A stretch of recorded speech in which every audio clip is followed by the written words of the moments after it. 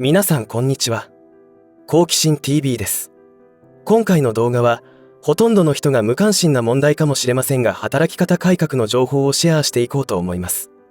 この課題を取り上げたのは、この解約制度によって日本人がますます貧困に突き進むことになるからです。すでに関連法案は決まってしまっているので、ある意味どうしようもないのですが、この解約制度は経済的弱者である人をより苦しめることになると思います。はっきり言うと、この解約制度によって起きることは、一定数の方の収入減少であり、倒産ラッシュです。これはもう一個人ではどうしようもない強力な流れが起きてきます。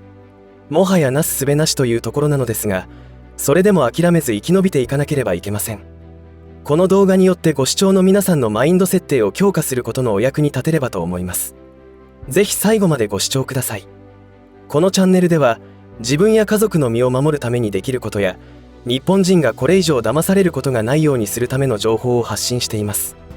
チャンネル登録がお済みでない方はぜひチャンネル登録をお願いします。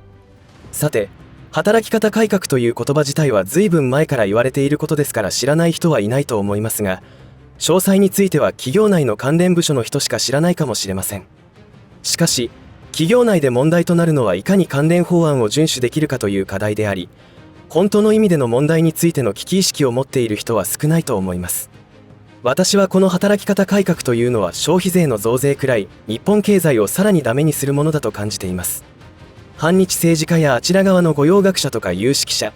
そしてグローバリストたちの常套手段は口実を作って目的実現のための工作をするということです。働き方改革で言えば、かつて安倍首相が働く人々がそれぞれの事情に応じた多様な働き方を選択できる社会を実現するということで、この改革を提唱し始め、一億総活躍社会というキャッチフレーズで多くの人がいろんなしというような流れを作ったような印象があります。確かにサービス残業や休日も取れないようなブラック企業は撲滅しなくてはならないでしょうが、そのために制度全体を変更する必要はないと思いますし、ブラック企業に居続ける必要はなくやめればよいわけで、それは個別に対処すればいいと単純に思います。しかしこの問題が本当の意味で厄介なのは、この働き方改革というのは、特に今の若い世代にとっては稼ぐことよりも自由な時間を大切にしたいという価値観があるので、一定以上の残業は法的にできなくなる、なんなら定時で帰れるというのは大歓迎であるという方もいるというところではないでしょうか。だからどの立場で評価するかで全く違った改革になるのですが、日本社会全体という視点で見れば確実に危険な方向に進むことになると思います。特にこの働き方改革の実施を5年間猶予された業種が今後大きな問題となることは確実です。その業種とは、1、建設業界、2、物流業界、3、医療業界、4、鹿児島県及び沖縄県における砂糖製造業となります。なぜ大きな問題となるかというと、これらの業種が混乱した場合、社会に与える影響が大きいと思うからです。建設業界というのは、日本の建築、インフラ整備など経済基盤となっているものですし、物流業界というのは人間の体で例えれば血管であると思いますので、物流に支障が出れば全ての産業に悪影響を及ぼすことは間違いないことは、流行り病蔓延で世界中の人が実感していることだと思います。そして医療業界は、救急患者にも影響が出ますし、すでに出始めています。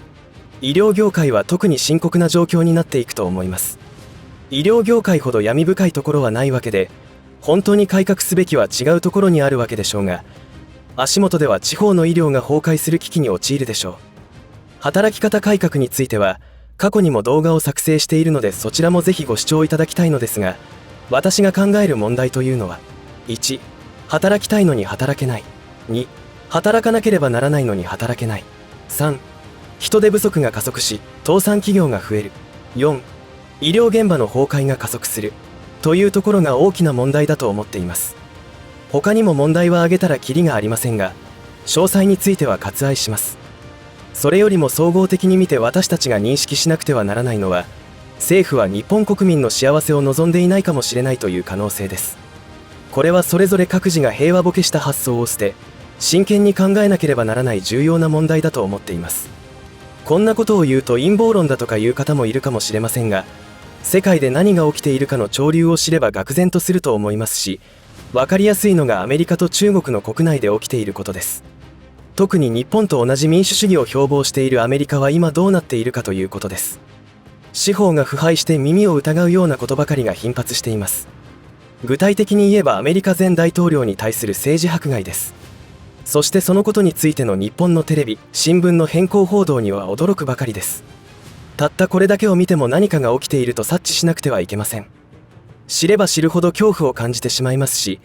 これだけあからさまに異常なことが起きているというのにそこに気がつかない一定数のアメリカ人もおり、政治家などは見て見ぬふりという状況です。日本は大丈夫かというと全然そんなことはなく、アメリカほどではないにしても程度の差があるだけで日本でも同じことが起きています。なぜなら日本政府はアメリカと同じ政策を取り始めているからです。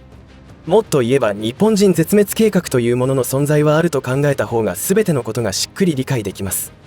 将棋で例えるなら将棋は玉を取るために駒を進めるわけですが、政府が目指す玉というのは日本人を絶滅させるということではないにしても、日本の弱体化を狙っているとしたら、今まで行ってきたこと、これから行っていく消費税増税などの一手一手がその目的の遂行のためになっていて、今回の働き方改革などはいよいよ大手なのではないかと感じています。具体的にはこの働き方改革によって日本の7割を超える中小企業や個人事業主がますます窮地に追い込まれることになると思います。おそらく人手不足による倒産も多発してくるのではないでしょうか。これも考えたら分かりますが、一つ例を挙げると、運送業で売り上げを上げるためにトラックを購入したとします。ドライバーがこのトラックを無駄なく使って仕事を行い売り上げを上げていたとしましょう。そもそもトラックを購入する際には売り上げがあってローンの支払いができるという裏付けがあって購入をするわけですが、人手不足になった時には単純にトラックは稼働しませんから売り上げが下がります。つまりローンが払えなくなるという流れです。これらのことが倒産が急増するパターンの一つになります。どうして人手不足になるかというと、トラックの運転手は稼げるからトラックに乗っているのであって、残業規制が入れば稼げなくなります。そして残業あっての人並みの給料という現状もあるので、トラック業から離れる人も出てくるし、出てきています。物流業界がなぜそうなったかは、規制緩和によって参入障壁が下げられ業者が増えたため価格破壊が起きたことによります。これも悪しき政策によるものです。政府が働き方改革を推し進める理由は冒頭に話したこと以外にもあって、日本企業の生産性の低さがあります。ちなみに日本の労働生産性が先進7カ国で最下位であるとよく言われ問題だと言われていますが、本当にそう思いますでしょうか。労働生産性とは簡単に言えば一人が稼ぎ出す利益の金額だと考えれば分かりやすいかもしれませんが、日本の労働生産性はかなり低いと言われ続けています。だからある経済学者は生産性の低い中小企業は淘汰されるべきだと言っています。本当にそうでしょうか。私などは建築業界の他にも製造業にも携わってきた経験から、これらの理屈は非常におかしいと理解できます。日本の製造業においてはかなり無駄をカットした改善が進んでおりますから、その上で生産性が低いとなると、考えられることは単純に売り上げが低い、つまり大手企業が安い金額で発注していることも原因の一つだと思っています。発注金額を不当に低く抑えるわけですから、下請け企業の利益率が低くなるのは当然です。あたかも日本人の労働体制に問題があるような認識でスタートするところが間違っているとも感じます。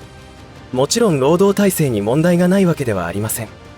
考えてみればわかるのですが、日本の発展を支えてきたのは製造業でした。メイドインジャパンというのは高品質で世界を席巻したわけですが、高品質というのは言い方を変えれば手間暇をかけているということだとも言えます。それを効率重視の労働生産性で言えば悪いということになっているのではないでしょうか。かつてアメリカは貿易赤字を計上し、日本との外交問題にもなりましたが、日本が優れた製品を作りアメリカ製品はそれに負けた結果です。アメリカ製品は日本に負けたということを認めず、日本人は働きすぎというクレームをつけたのがアメリカだったと記憶しています。日本民族というのは真面目ですから、グローバル化が進んだ厳しい状況でも競争力を高めるために改善を重ねて高品質な製品を製造しています。このことも世界から見ればすごいことだと思いますが、今度の働き方改革などの政策は日本人をこれ以上働けなくするということなのかもしれないとまで考えてしまいました。被害妄想が過ぎるでしょうか。この働き方改革によって大企業は効率の悪い仕事はますます下請け企業に投げることになるでしょうし、中小企業には負荷がかかることになるのに労働時間の制限がかかることによって確実に労働不足が起きます。そこで政府の思惑はそれを非正規雇用や外国人労働者の受け入れを促進せざるを得ない状況に持っていっていると思っています。このチャンネルにアクセスしている方ならご存知でしょうが、大企業の収益はグローバリストに行くようにシステム化されています。グローバリストに利益が行くということは、日本人が働いて稼いだお金が国内で循環せずに海外に流れ出ることを意味しますし、外国人労働者の給料も海外送金されますから同様です。経済というのは循環しなければ崩壊します。今現在の日本の経済はグローバリストたちに搾取されている構造になっていますから、日本人の貧困化はさらに加速します。日本国内からお金が出ていく一方なのですから当然でしょう。そして経団連が法人税を上げることに反対し、消費税増税に賛成していることを見てもいかに異常なことが起きているかがわかるのではないでしょうか。消費税増税によって社会保障に充てられている嘘は明らかですが、それを止められない今の政治家には失望しかありません。話をまとめると、今回テーマにした働き方改革によって起きるマイナス面はもう避けようがありません。私たち多くの庶民に起きることはますます経済的に苦しくなるということです。なぜかというと、今まで述べてきたことに加えて世界情勢の混乱によってあらゆるものの値段が上がらざるを得ない状況になるからであり、人によっては一つの職場で働ける時間が制限されるからです。もしかしたら大量の失業時代になる可能性すらあります。対策はダブルワーク、トリプルワークをするなどの方法です。時間の切り売りをするのは愚策だという方もいますが、かといって投資関係は詐欺案件がかなり多く出回っていますから危険度が高いと思います。確かに肉体労働というのは加齢とともに限界は訪れますが、今をしのぐには仕方のないことでしょう。本当に厳しい時代になっていくと思いますが、なんとか乗り切っていくしかありません。足元の困難を乗り越えながら先々の収入アップのことも考えなければならないし、さらには日本を本気で変えていく意思を持った政治家も応援しなくてはなりませんから、忙しいことになりそうです。いかがだったでしょうか。ここ40年近く日本の経済停滞で国民は豊かになれていないどころか、どんどん経済的困窮者が増えている状況でも、黙って真面目に働いている民族は世界的に見てもかなり特殊です。フランスなどはすぐに大規模デモになりますし、発展途上国では現在でも暴動が起きています。これは日本人の良い面でもあり悪い面でもありますが、それでも暴動を起こしても解決になることはありません。それよりも国民が現在の危機的状況を知って理解することから始めることが近道だと思います。しかしその部分でイライラするほど日本人は危機意識が低い状態ですが、きっと一定数の人たちが立ち上がることになると思います。多くの人たちが気がつく状況というのは、自分自身や身近な人が大変な思いをし始めた時でしょう。例のお注射によって多くの被害者遺族が目を覚ましたと思います。今回の内容では陰謀論と言われるようなことを話しましたが、仮に証拠やエビデンスを持って証明したとしても、平和ボケした人は聞く耳を持たないし、向き合うことはありません。私が最近痛烈に感じることは、統計は一つの目安であり貴重なデータですが、統計が出るのはだいたい1年後だったり、内容によっては5年後ですから、時代の流れについていけません。なので SNS に流れる情報から世の中で起きている変化を肌感覚で感じる感性を大事にしております。もちろん SNS には嘘情報もありますから、全てを鵜呑みにするわけにはいけませんし、気をつけなければなりませんが、危機管理的に考えると、ある程度の裏は取った上で、もしそれが本当である可能性がある場合には必要な対策をしておいた方が良いという発想をしています。取り返しのつかない最悪な状況に対してあらかじめ手を打っておいて、あとは人生をいかに楽しむかというところにエネルギーを注ぐようにしています。準備を整えた状態であとはなるようになるという考えです。今回の動画も私の独断と偏見で好き勝手に語らせていただきましたが、皆さんが今後を考える上での参考にしていただければと思います。100% 自分と意見が合うことは絶対ありえません。その上で何かのお役に立てればと思います。最後までお付き合いありがとうございました。以上で今回の話は終わりとしますが、皆さんの応援が次の動画作成の力になりますので、いいねボタン、チャンネル登録、通知設定をオンにしていただけると嬉しいです。また、コメント欄へのご意見、ご感想の書き込みもいただけたら励みになります。最後までご視聴ありがとうございました。好奇心 TV でした。